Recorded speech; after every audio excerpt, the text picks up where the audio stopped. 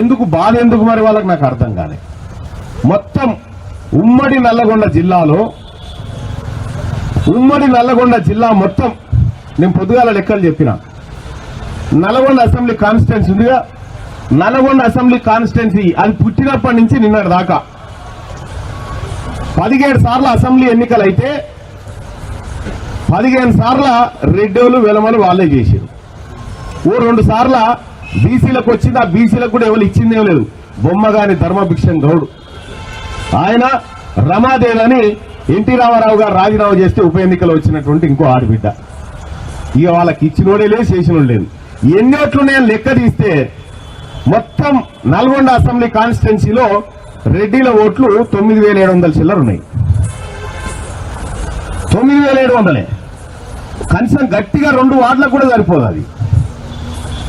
మరి ఈ రకంగా రాజకీయంగా వెనుకబడ్డటువంటి ఈ వర్గాలను ముందుకు తీసుకురావాలనేది రాహుల్ గాంధీ గారి ఆలోచన.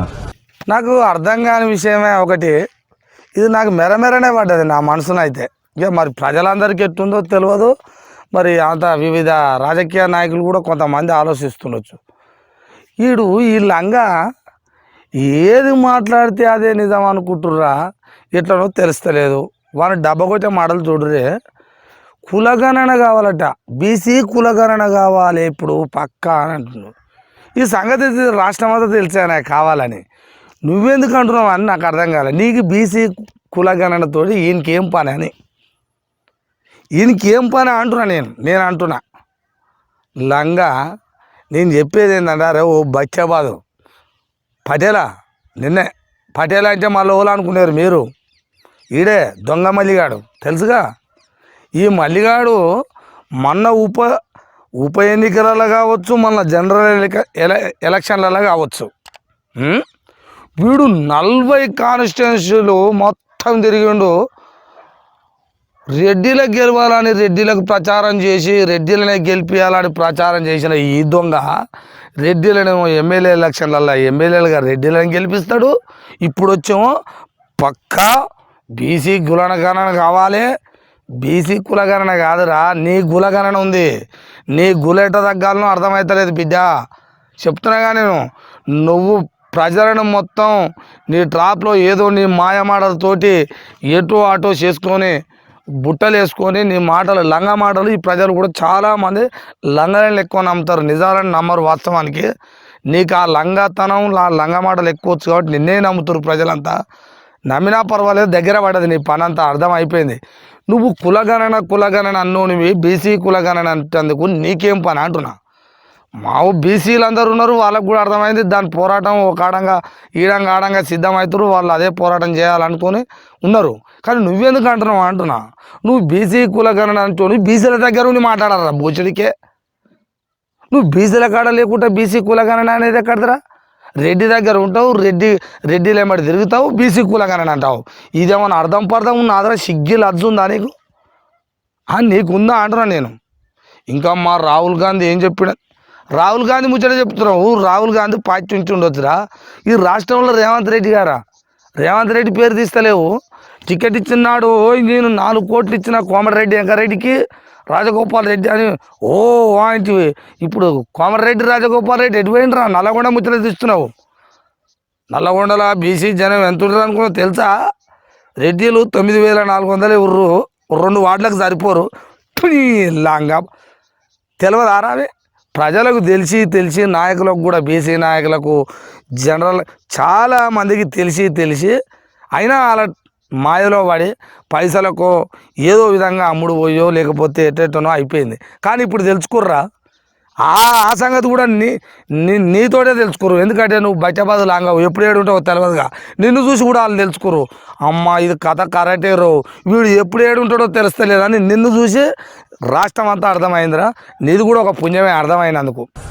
వీళ్ళని రాజకీయంగా ఆర్థికంగా అన్ని రంగాల్లో ముందుకు తీసుకురావాలంటే క్యాస్ట్ సెన్సస్ ఒకటే మార్గం అనేటువంటి మాట రాహుల్ గాంధీ గారు చెప్తా ఉన్నారు. ఆ రాహుల్ గాంధీ గారు మా నాయకుడు చెప్పినటువంటి మాట ప్రకారం ఈ రాష్ట్రంలో క్యాస్ట్ సెన్సస్ కు నేను బాధ్యత వహిస్తా ఉన్నా. కాంగ్రెస్ పార్టీ తరఫున, మా పార్టీ నాయకత్వం తరఫున నేను చెప్తా ఉన్నా. మిగతా వాళ్ళు కూడా వాళ్ళ విధానాలు చెప్పాలి ఇక్కడికి వచ్చి. ఇది ఇంకో మాట, ఇంకో మాట ఏమంటాడు మీరు బాగా అబ్జర్వ్ చేసి చూడంగానే కాదు చక్కదనం వినాలే, మంచిగా వినాలే. వాడి మాట చూడు ఏమంటుండో, బీసీ కుల గణన కోసం అంట నేనే బాధ్యత వహిస్తా అంటాడు వీడు. ఎంత పెద్ద మాట్లాడు, వీడు బాధ్యత వహిస్తాడంట. అంటే బాధ్యత అంటే ఈ కులగణన చేయకుండా శర్వాకానికి బాధ్యత వహిస్తా అంటుండా. బీసీలు మేలుకుంటుర్రు, మళ్ళీ నేను ఇన్ని రోజులు రెడ్డిల కాడుండి డబ్బా కొట్టినా, రెడ్డిలకు ఎలక్షన్లలో ప్రచారం చేసిన, రెడ్డిలు అందరు గెలిచిరు అయిపోయింది.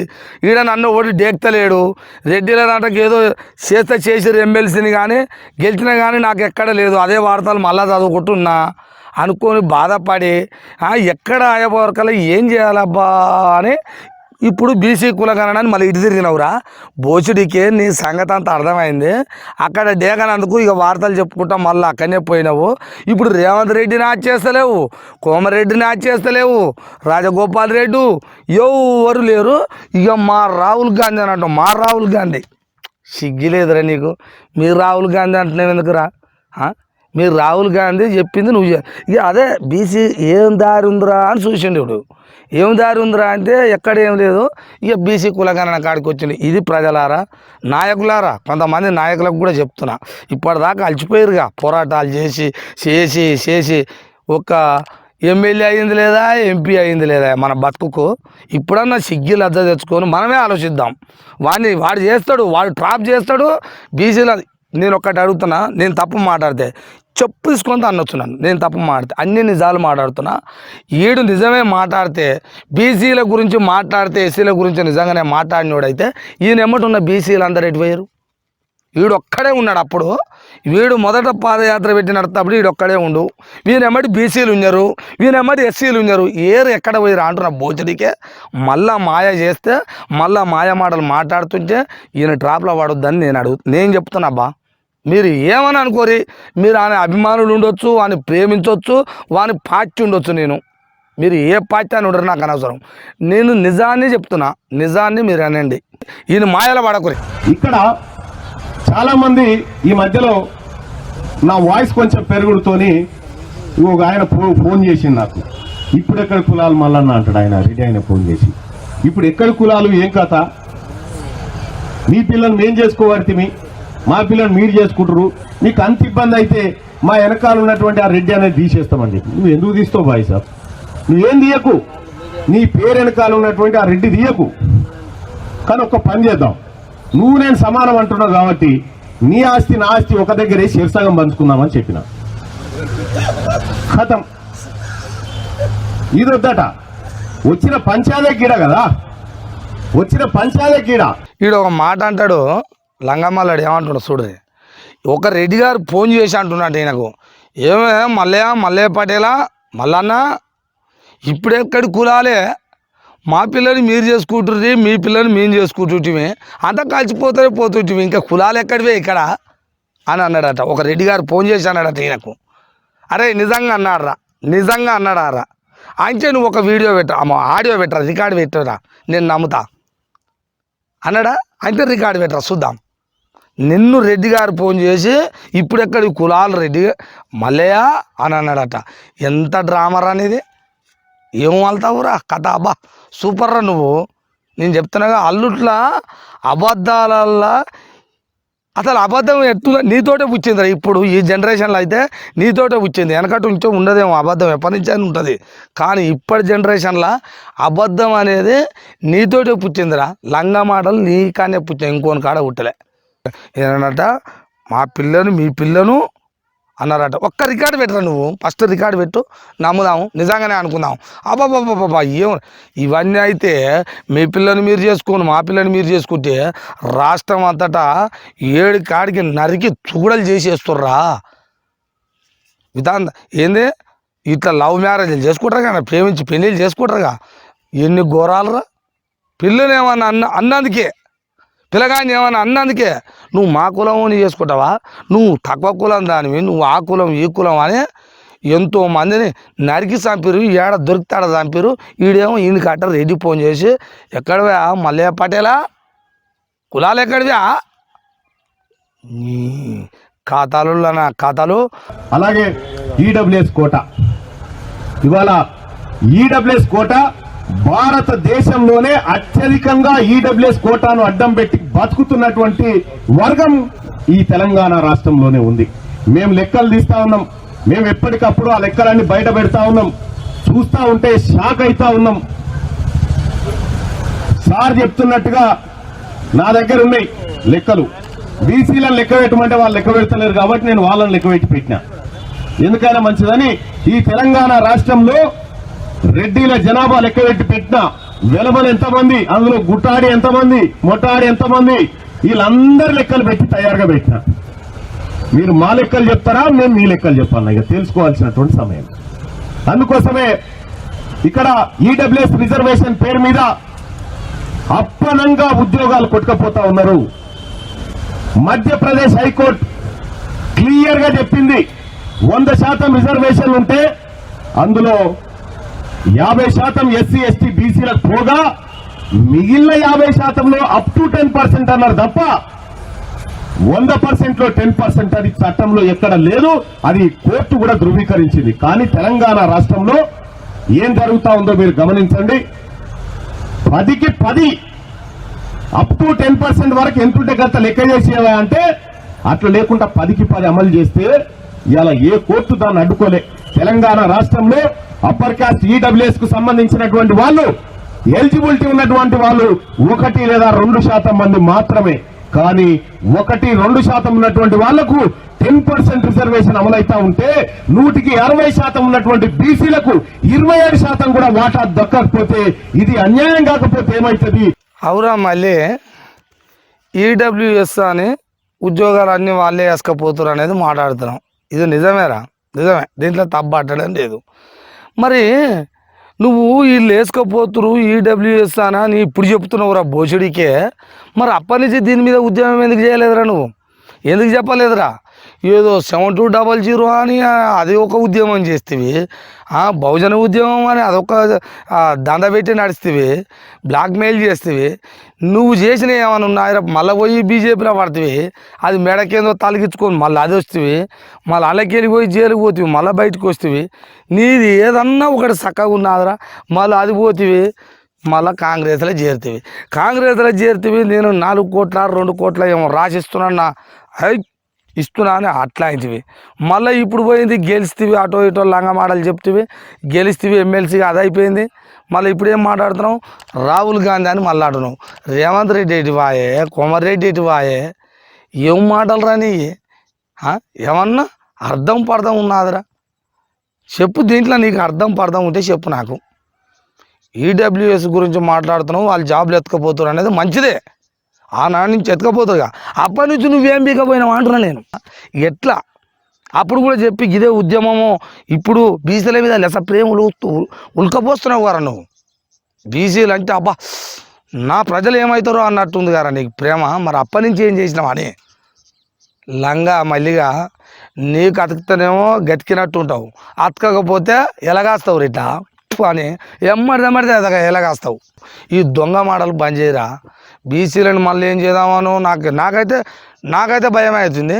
వీడు మళ్ళీ వీళ్ళని ఏమో చేస్తాడు, వెనకకి 7 అడుగులు వెనకకే తొక్కుతాడు, కానీ ముందరకు తీసుకుపోతాడు. అయితే కాడి ఈయన మాట నమ్మితే 0-0-0 ఇది రాసి పెట్టుకోరి, ఇంక 20 ఏళ్ళకైనా తెలుసుకోరు.